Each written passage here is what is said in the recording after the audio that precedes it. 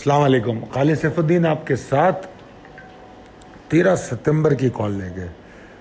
तो जनाब, सब में मज़ेदार बात यह है कि आज का सेशन देखिए ज़रा। ये बहुत कम ऐसा होता है, मगर होता है अक्सर कि मैं जो हूँ, जब मार्केट खुलती है और मार्केट के शुरू के वक्त में ही कुछ ना कुछ स्टेटमेंट दे देता हूँ। तो आज मैंने वो स्टेटमेंट शेयर की है जो सुबह 10:08 पे मैंने अपने व्हाट्सएप ग्रुप पे अपडेट कर दिया। हालांकि मैं मिड डे देता हूँ 12 बजे और 1 बजे के आसपास, वो भी अगर ज़रूरत हो तो। मगर आज की मार्केट जब खुली है तो मुझे बड़ा अच्छा अंदाज़ा हो गया था। बल्कि एक और चीज़ भी मज़ेदार आपसे शेयर करूँ कि I was enjoying the volume of bank Alfalah. मुझे बहुत मज़ा आ रहा था क्योंकि कल रात मैंने स्क्रिप्ट कॉल में ये बात कही थी कि कल पता लगेगा बैंक अल्फला के वॉल्यूम्स का, क्योंकि 5,90,00,000 वॉल्यूम था और सुबह 10 बजे 16,000 का वॉल्यूम था। तो I was just laughing at bank Alfalah. Even for more stocks also, कई ऐसे स्टॉक थे जो बड़े एक्टिव स्टॉक थे परसों, और कल उनके अंदर कोई जान ही नज़र, आज उनके अंदर कोई जान ही नज़र नहीं आ रही थी। एनीवेज, तो 10:08 में मैंने ये लिख दिया था कि मुझे कोई रीज़न नज़र नहीं आता मज़ीद अपडेट का। जो इंडेक्स में मैंने कहा है बिल्कुल ऐसा ही लग रहा है। मार्केट कंफर्टेबली स्लाइड हो रही है और 595 तक जा रही है, और असल मुसीबत 595 के नीचे शुरू होती है और फिर हमने 595 से नीचे जाके उसको लो बनाते देखा और 595 के नीचे क्लोज होते देखा। 357 पॉइंट मार्केट ने लॉस किए। और स्टिल मैं ये कह सकता हूँ कि मार्केट में मुझे कोई ऐसा पैनिक नहीं मिला। पैनिक मैं इस नुक्ते नज़र से कह रहा हूँ कि मुझे वॉल्यूम वाइज पैनिक नहीं मिला। कि अगर आप रियलिटी में देखें तो अगर पैनिक को सही मानों में या आसान एक नज़र में जांचना हो तो हम किस तरह देखते हैं? हम ये देखते हैं कि सेलिंग किस तरह हो रही है। तो अगर हम देखें तो जिनमें वॉल्यूम आया है वो अप्रिशिएट ही हुए हैं, चाहे वो हपको हो, ट्रीट हो, या एएससी हो, या यूबीएल हो। तो स्टिल पॉइंटिंग ऑन बिलीव। और अगर सिर्फ 100 इंडेक्स की बात करें स्पेसिफिकली, तो 100 इंडेक्स में आप देखिए कि जो दो टॉप वॉल्यूमर हैं वो दोनों गेनर हैं, और उसके बाद फिर जो वॉल्यूमर हैं जो निस्बतन मेन टॉप वॉल्यूमर के तो 1/3 हैं, पीपीएल, एसएनजीपी और ओजीडीसी, वो लूज़र्स हैं। और इनके लूज़र होने में कोई ख़ास तौर पे पीपीएल के, क्योंकि एसएनजीपी में भी मैंने एक लेवल दिया था कि शायद आगाज़ में कुछ वो एक्साइटमेंट दिखा दे कि खुले ऊपर, और उसका एक लेवल भी दिया गया था। वरना उसूली तौर पे कोई बहुत ज़्यादा अच्छी पोजीशन नज़र नहीं आ रही थी। मगर अनफॉर्चुनेटली वो ऊपर नहीं खुला और वो खुला ही नीचे, तो लिहाजा बड़ी क्लियर थी मार्केट।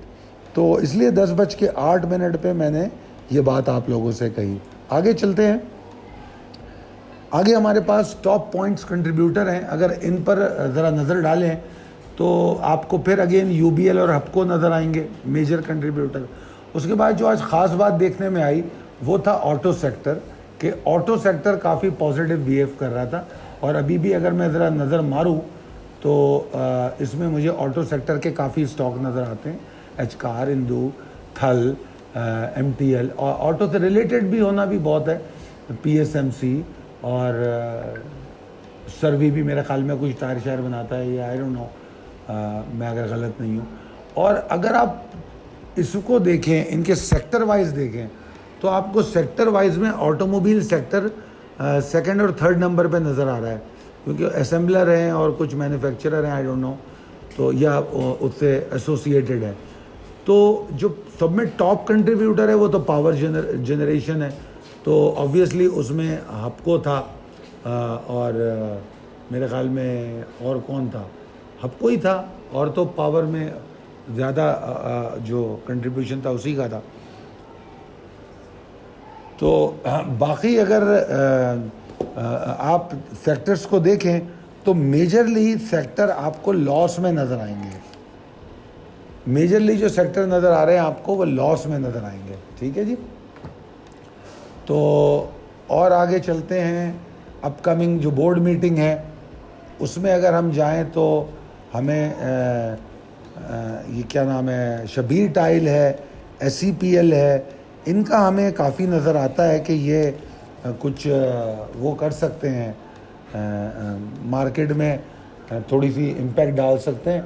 बाकी ARM और FHAM है, और फाइनेंशियल जो हपको के आए हैं उसमें 6 रुपये और थल 6.5 रुपये डिविडेंड देता है, डायनो 10 रुपये डिविडेंड देता है। अच्छा, ये तमाम स्टॉक आपके वो स्टॉक हैं जो सेलेक्टिव स्टॉक्स हैं। अगर आप लोग स्क्रिप्ट कॉल पे तवज्जो देते हैं तो all these are selective stocks. Precise level table updated है, इसमें काफ़ी तब्दीली आई है, उसको देख लीजिए।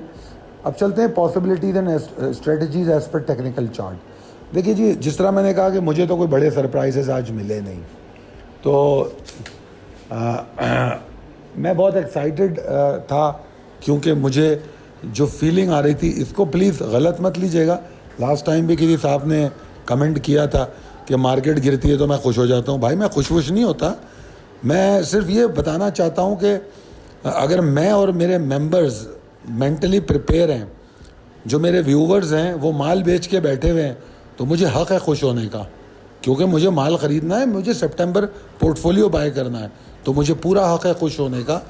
और फिर दूसरी खुश होने की बात यह भी होती है कि जब मुझे मार्केट नीचे नज़र आ रही है और मार्केट नीचे जा रही है, तो whoever इज़ डूइंग एनालिसिस, जो भी क्रिएटर होता है या जो भी फोरकास्ट करता है या एनालिसिस करता है, अगर वैसे ही मार्केट जाए तो एक ऑब्वियस सी बात है कि वो ये एक्साइटमेंट की फीलिंग आती है।